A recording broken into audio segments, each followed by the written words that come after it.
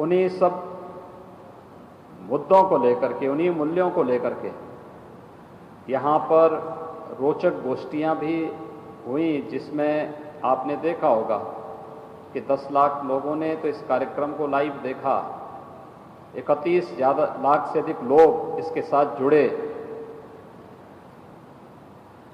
यानी तकनीक का उपयोग करते हुए हम लोग सम विषम परिस्थितियों में भी अपने पूर्वजों के प्रति, अपने महापुरुषों के प्रति अपनी कृतज्ञता ज्ञापित कर सकते हैं, और एक कार्यक्रम उसी श्रृंखला का हिस्सा है। आज से 6 वर्ष पूर्व तक पूज्य महाराज जी का सानिध्य गोरक्षपीठ को सभी सनातन हिंदू धर्मावलंबियों को प्राप्त होता था। वे अत्यंत सहज थे, सरल थे। भारत की सनातन धर्म की जीवन मूल्यों के प्रति उनकी अगाध निष्ठा थी। उससे इतर किसी भी अन्य मुद्दे पर वे चर्चा करने को तैयार नहीं होते थे। सनातन धर्म और भारतीयता मजबूत है तो वह उस पथ का अनुसरण करते थे। जिन कारणों से और जो कारक हिंदू समाज को कमजोर करने, समाज को विभाजित करने या भारत को कमजोर करने के माध्यम बनते थे, उनका वह डट करके विरोध करते थे। उसमें वह व्यक्ति या संगठन या किसी भी पद का प्रवाह के बगैर वह उसके खिलाफ खुल करके बोलने में उन्हें कोई संकोच नहीं होता था। और यही कारण रहा कि गोरक्षपीठ में अपने गुरु परंपरा का निर्वाह करते हुए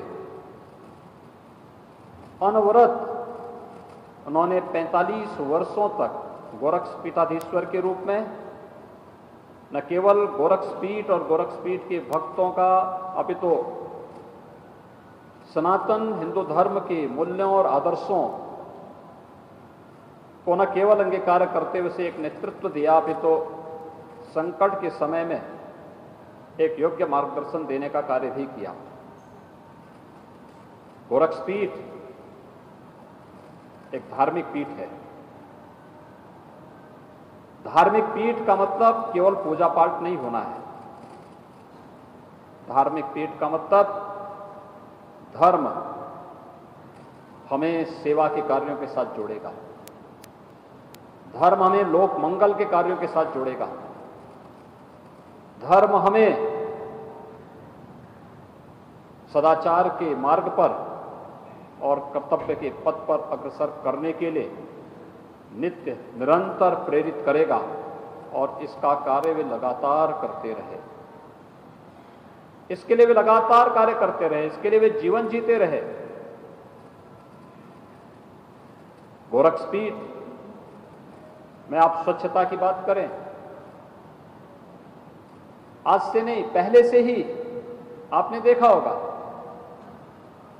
सुबह और शाम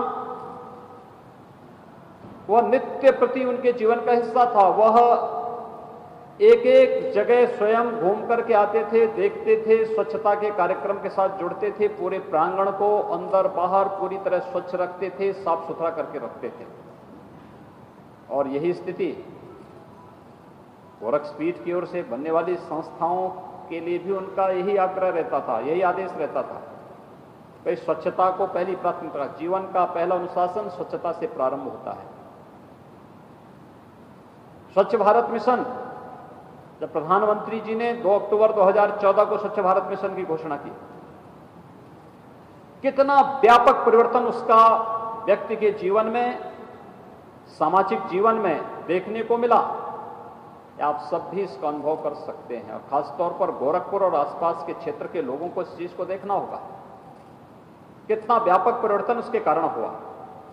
इंसेफ्लाइटिस से इसी गोरखपुर में मस्तिष्क ज्वर से, दिमागी बुखार से इन्हीं माह में प्रतिवर्ष 500 से 600 बच्चों की मौत होती थी।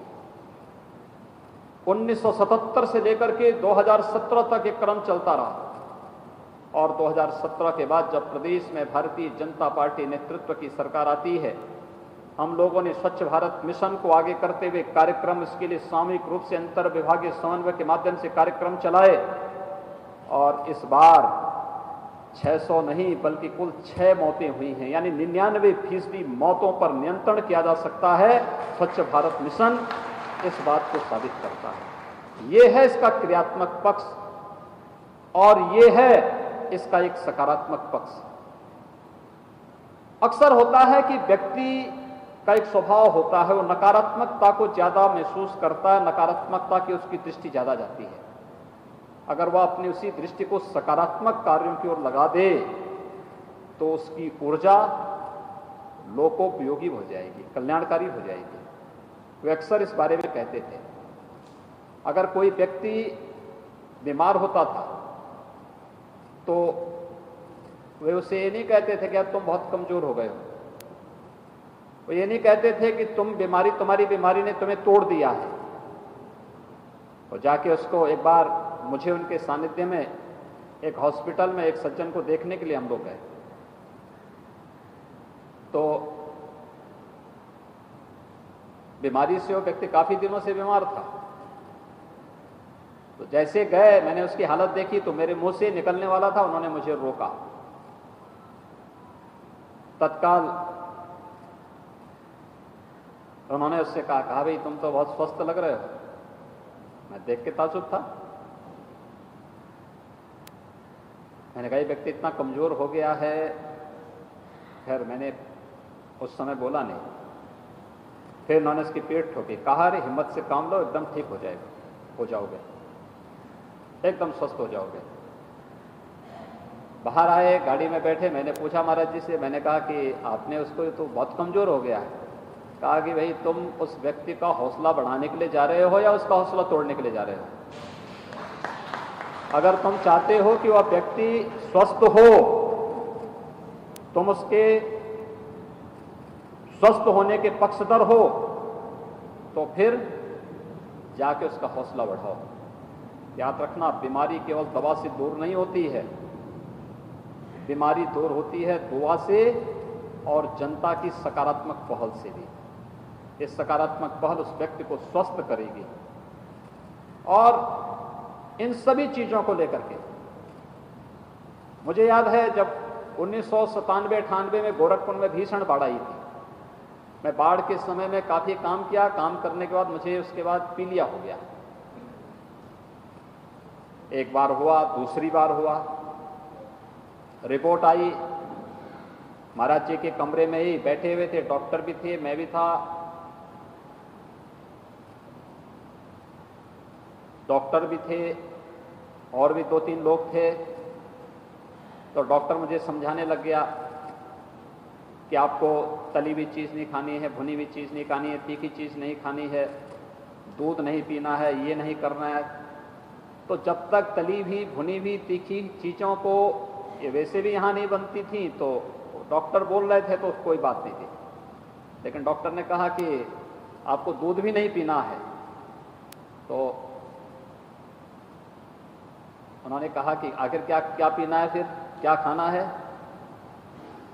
कहा कि इसमें बहुत परहेज करना होता है।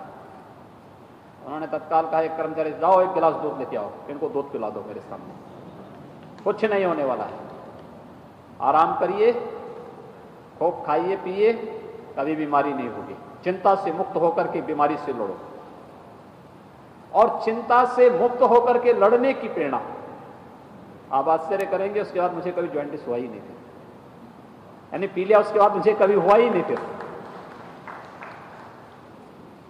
हमेशा एक सकारात्मक पहल, और उसकी ओर ध्यान देते थे। यही कहते थे भाई अच्छे पक्ष की तरफ ध्यान दो, बुराई की तरफ मत ध्यान दो। जैसी दृष्टि वैसी सृष्टि। व्यक्ति की जैसी दृष्टि होगी, जैसी सोच होगी, वैसी उसकी सोच भी हो जाएगी। वह उसकी दृष्टि भी वैसी हो जाएगी, वैसे वक्तव्य भी देगा, वैसे बोलेगा भी।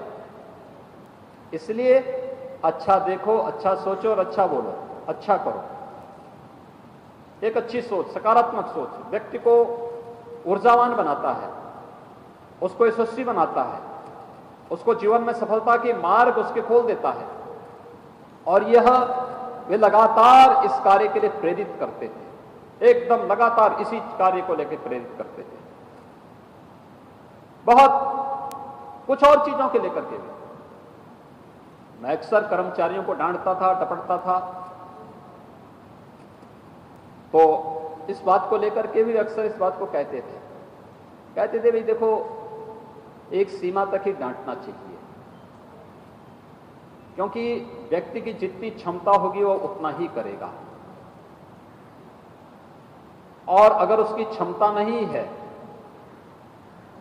तो उसको ये दायित्व भी नहीं देना चाहिए। चुपचाप समय रहते हुए ऐसे लोगों को उस दायित्व से मुक्त कर देना चाहिए, प्रशिक्षित करिए।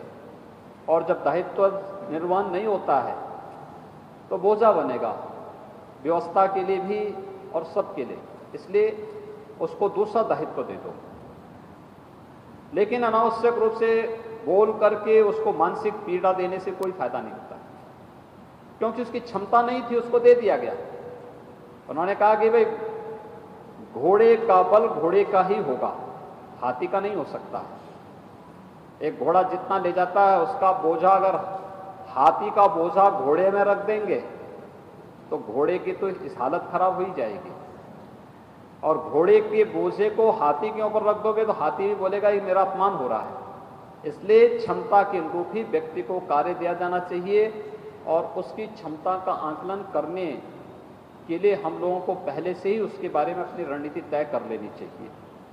मुझे लगता है कि एक सकारात्मक सोच का परिणाम था, व्याज नहीं, लेकिन उनका आशीर्वाद, उनकी प्रेरणा गोरक्षपीठ के लिए, हम सब के लिए नित्य निरंतर एक नई ऊर्जा का कारण बनता है, हमेशा एक नई प्रेरणा प्रदान करता है, समाज के लिए, सामाजिक जीवन के लिए, राजनीतिक जीवन के लिए, सार्वजनिक जीवन के लिए, आध्यात्मिक जीवन के लिए। विभिन्न पक्षों को लेकर के जो बात उन्होंने कही थी, वे चीजें अक्सर हम लोगों को सच होती हुई दिखाई देती, एकदम अक्सर सह उसी तरह हमें देखने को मिलती है। गोरक्षपीठ से जुड़ी हुई संस्थाओं के बारे में, नाथ संप्रदाय के बारे में, सनातन हिंदू धर्म के बारे में, इस देश के बारे में, भारत के धर्मस्थलों के बारे में उनकी जो सोच थी बहुत साफ थी, और कोई भी संतों के साथ तो कोई दुराव था ही नहीं, उनका कोई दुराव नहीं था। बहुत सहजता के साथ, बड़ी सरलता के साथ, किसी भी प्रकार का कोई भेदभाव नहीं, एक साथ बैठ करके किस रूप में कार्य करना। और इस हद तक मैं तो देखता था कि वास्तव में किस प्रकार की मैत्री और किस प्रकार की एक आत्मिक लगाव पूज्य संतों के साथ और उनके सानिध्य में उनका हो सकता था। मुझे देख करके बहुत अजीब और बहुत ताज्जुब भी होता था देख करके।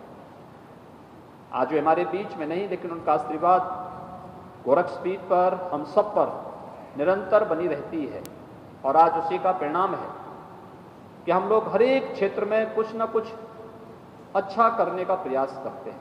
ये सब पूज्य संतों का प्रयास है, उनकी कृपा है। ये पूर्वजों के प्रति कृतज्ञता जो भारत की सनातन परंपरा हमें निरंतर प्रेरित करती है, ये कृतज्ञता का भाव इसी बात को लेकर के हमें आगे बढ़ाती है कि पूर्वजों के प्रति कृतज्ञता का भाव हमें जीवन में सफलता के मार्ग की ओर भी अग्रसर करता है।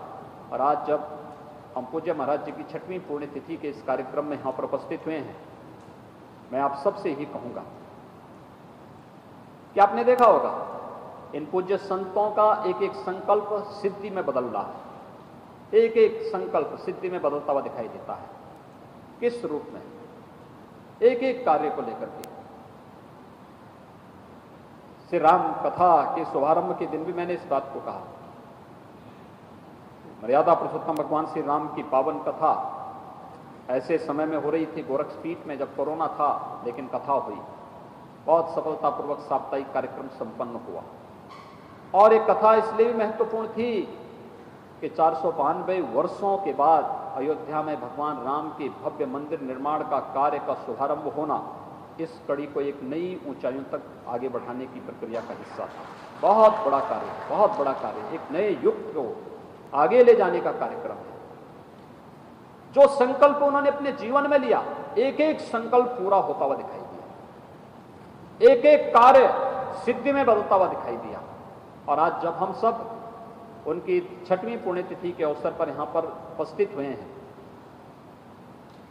बहुत संक्षिप्त, बहुत शॉर्ट का कार्यक्रम आयोजकों ने रखा था, लेकिन उस सब के बावजूद तकनीक के माध्यम से सिटी चैनल ने, यूट्यूब ने या फिर फेसबुक ने और अन्य डिजिटल माध्यम से उस प्लेटफॉर्म का उपयोग करते हुए अधिक से अधिक लोगों तक एक कार्यक्रम पहुंचा। लोगों ने इसका लाभ लिया, आनंद भी लिया और गोरक्षपीठ के प्रति अपनी श्रद्धा को इसके माध्यम से व्यक्त किया है। मैं इस अवसर पर इस पीठ के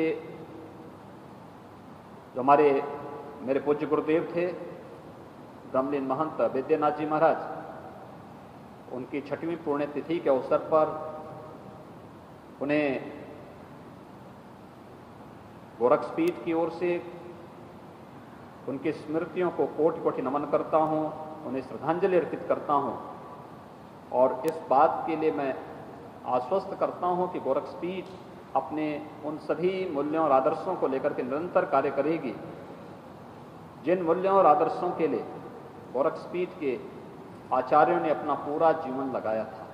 उन्हीं मूल्यों और आदर्शों को लेकर के नित्य निरंतर सामाजिक जीवन हो, सार्वजनिक जीवन हो या जीवन का कोई भी वह क्षेत्र जो लोक कल्याण का कारक बनेगा, उसमें गोरक्षपीठ अपनी इस भूमिका को इसी रूप में निरंतर आगे बढ़ाती रहेगी। मैं इस अवसर पर एक बार फिर से गोरक्षपीठ के इन पूर्व आचार्यों के प्रति विनम्र श्रद्धांजलि अर्पित करते हुए अपनी वाणी को विराम देता हूं।